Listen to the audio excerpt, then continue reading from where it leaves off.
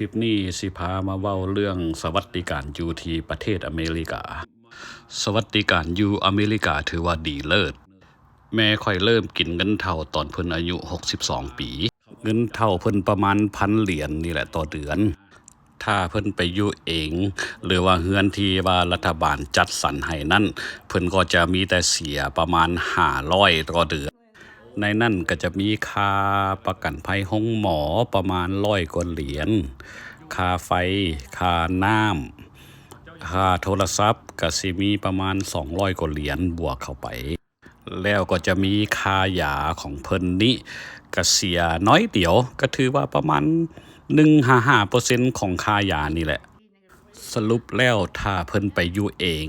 เพิ่นก็จะมีรายจ่ายอยู่ประมาณ500 เหรียญแต่เงินของเพิ่นก็ยังเหลืออยู่ประมาณ500 เหรียญต่อเดือน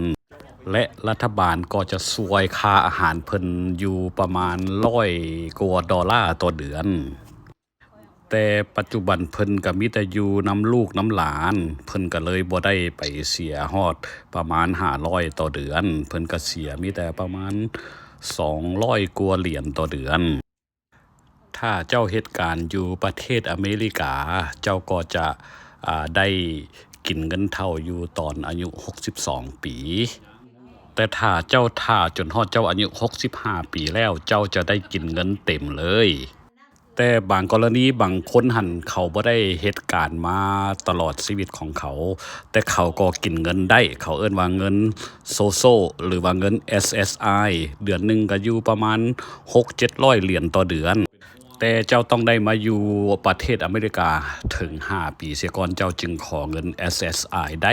อันนั้นก็เป็นเงินผู้เฒ่าอีกส่วนหนึ่งคือกันอันนั้นเป็นสมมุติว่าเจ้ามาอยู่ประเทศอเมริกาและเจ้าฮอดอายุ62 ปีแล้วก็ครบ5 ปีแล้วเจ้าก็ขอเงินตัวนั้นได้คือกันแต่เงิน SSI นี่เจ้าจะไปอยู่ประเทศอื่นบ่ได้ดลเจ้าจะได้อยู่แต่อยู่ประเทศอเมริกาเจ้าจึงได้เงินตัวนี้มันต่างกันกับคือเงินเฒ่าของเจ้าเองนั่นแม้นว่าเจ้าไปอยู่ประเทศใดก็ได้และเจ้าก็จะได้รับเงินเจ้าแต่ละเดือนเพราะอันนั้นเป็นเงินของเจ้าเองเด้เงินที่พระเจ้าเสียภาษีมาตอนเจ้าเหตุการณ์นั้นเพราะฉะนั้นเจ้าไปอยู่ประเทศใดเจ้าก็จะได้รับเงินตัวนี้ต่างแต่ว่าเจ้าไปอยู่ประเทศอื่นแล้วเจ้าก็จะบ่ได้รับการปินปัวอยู่ที่ประเทศอเมริกาเพราะว่าประกันภัยห้องหมอของประเทศอเมริกานั้นเจ้าก็จะต้องได้ใช้อยู่แต่ในประเทศอเมริกาก็ย้อนสวัสดิการตัวนี้แหละที่ว่าเฮ็ดให้ทุกๆคนอยู่ทั่วโลกนี่อยากมาอยู่ประเทศอเมริกาเพราะมันมีสวัสดิการที่ดีข้อมูลที่ค่อยให้มานี่อาจจะบ่เต็มร้อยเด้อแต่มันก็จะบ่พลาดกับความจริงหลายไปปานใดเพราะว่าอันนี้ข่อยก็เห็นกับข่อยก็เห็นกับตัวจริงยังมีหลายสวัสดิการที่ข่อยจะเฮ็ดคลิปออกมาให้ทุกคนได้เบิ่งแล้วก็ได้ชมแล้วก็ได้ฟังนำอีกในคลิปต่อไปเด้อคลิปต่อไปข่อยก็จะได้เว้าเรื่องสวัสดิการเงินสำหรับช่วยคนพิการหรือว่าช่วยคนที่ว่าสติบ่ดีสติฟั่นเฟือนอันนั้นเจ้าก็ขอได้คือกันอันนั้นน่ะแล้วสวัสดิการที่ว่าคันว่าเจ้าเบิ่งแยงพ่อเจ้าหรือว่าแม่เจ้าหรือว่าอ้ายเจ้า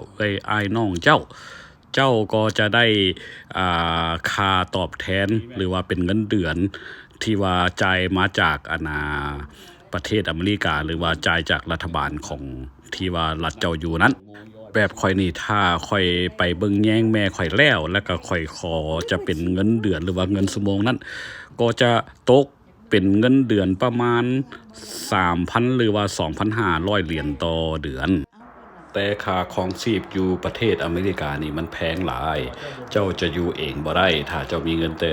2-3,000 เหรียญต่อเดือนทุกสิ่งอย่างนี่ก็แม่นเงินภาษีของประชาชนประเทศอเมริกาได้เสียไปและก็ได้เอามาจ่ายคืนให้ประชาชนข่อยจึงถือว่าประเทศอเมริกานี่ได้เบิ่งแยงประชาชนอย่างดีและก็ดีเลิศแต่อันนี้แม่นเฉพาะผู้เฒ่าหรือว่าเงิน